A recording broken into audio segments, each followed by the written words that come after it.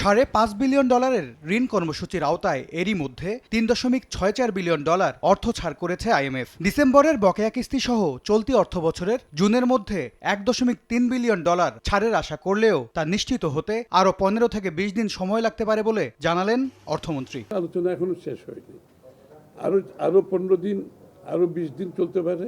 বিশেষ করে আইএমএফ এর সাথে, ওয়ার্ল্ড ব্যাংকের সাথে আমাদের মোটামুটি আলোচনা যেগুলো হয়েছে এক ধরনের হয়ে গেছে। ওয়াশিংটনে আইএমএফ এর বসন্তকালীন বৈঠক শেষে রোববার ঢাকায় সচিবালয়ে নিজ দপ্তরে সাংবাদিকদের অর্থমন্ত্রী জানান, জনগণের স্বার্থের বাইরে কোনো দাতা সংস্থার ঋণ নেবে না সরকার। মেনে নেওয়া হবে না চাপিয়ে দেয়া কোনো শর্ত।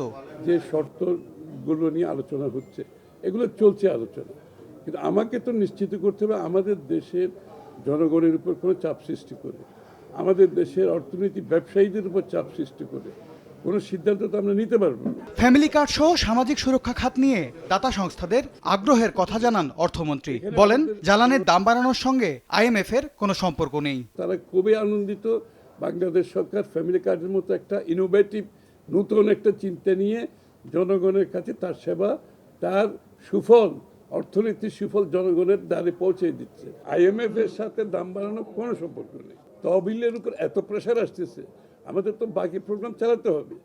দেশের অর্থনীতি চালাতে গেলে আগামী দিনে বাজেট আসছে, তাই না? সুতরাং এটা মাথায় রেখে আমাদেরকে এই সিদ্ধান্ত নেওয়া হয়েছে, তাও খুব কম বাড়ানো হয়েছে। সরকারের নির্বাচনী ইশতেহার বাস্তবায়নে সব দ্বিপাক্ষিক সংস্থার সম্মতি আছে বলেও জানান অর্থমন্ত্রী। এম এস আরিফিন, সময় সংবাদ, ঢাকা। এডিবির মিশন আসবে।